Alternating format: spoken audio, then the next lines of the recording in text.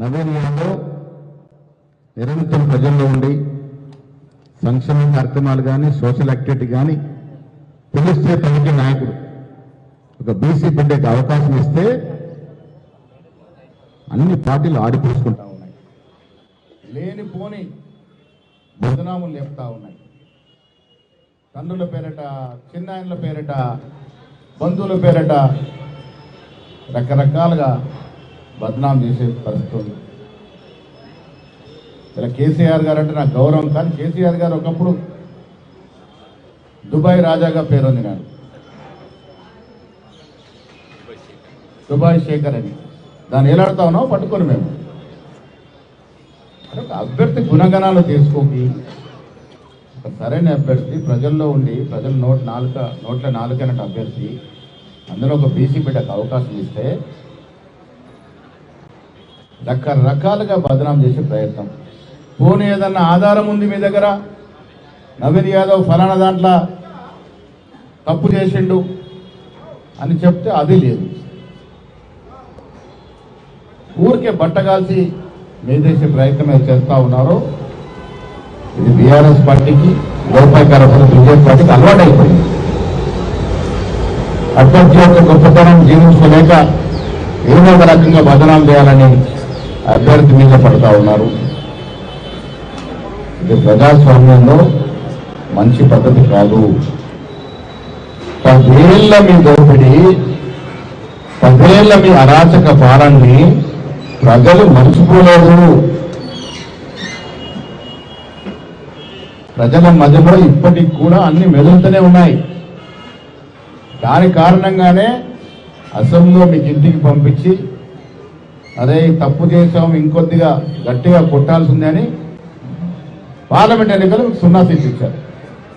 దాని అర్థమైంది, బీఆర్ఎస్ పార్టీకి ఒక పార్లమెంట్ సీటు వరకు గెలిపించలేదంటే రాజకీయంగా మీ శకం ముగిసింది, మీరు చాలు అని ప్రజలు చెప్పగానే చెప్పారు. ఒక ఫైనల్ తీర్పిచ్చారు. మీరు ఎన్ని మాట్లాడుకున్నా, ఎన్ని ప్రయత్నాలు చేసినా మళ్ళీ మొక్క చిగురించే పరిస్థితే లేదు. ఈ రాష్ట్రంలో బీఆర్ఎస్ పార్టీ పని అయిపోయింది. టీఆర్ఎస్ నుంచి బీఆర్ఎస్ అయినప్పుడు సగం దచ్చిండ్రు. అసెంబ్లీ ఎన్నికల్లో 70% దచ్చిండ్రు, పార్లమెంట్ ఎన్నికలు 100% ఖతం అయిపోయింది పార్టీ. ఇంకా ఆ పార్టీని బట్టి వేలాడుతూ ఉంటే వచ్చే ప్రయోజనం లేదు.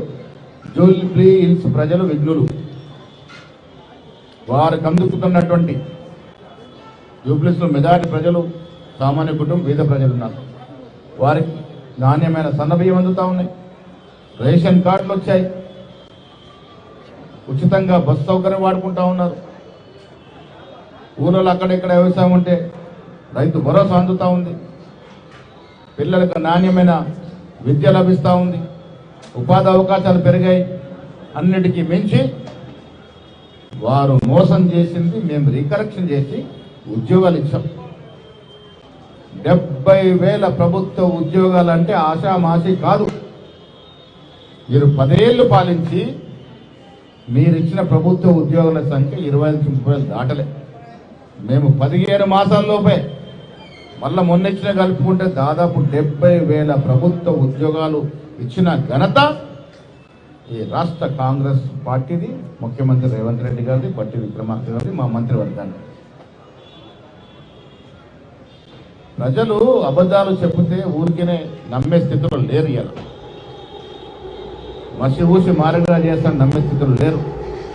కాంగ్రెస్ అభివృద్ధి, కాంగ్రెస్ సంక్షేమం ప్రజలకు కనబడతా ఉంది, ప్రజలకు చేరుతా ఉంది, ప్రజల గుండెల్లో చొచ్చి ఉంది. అది మీరు ఎన్ని మాయమాటలు చెప్పినా, మీరు 1000 కోట్లు సంపాదించుకున్న డబ్బుని వెదజల్లినా జూబ్లీస్ ప్రజలు మీకు తగిన బుద్ధి చెప్తారు.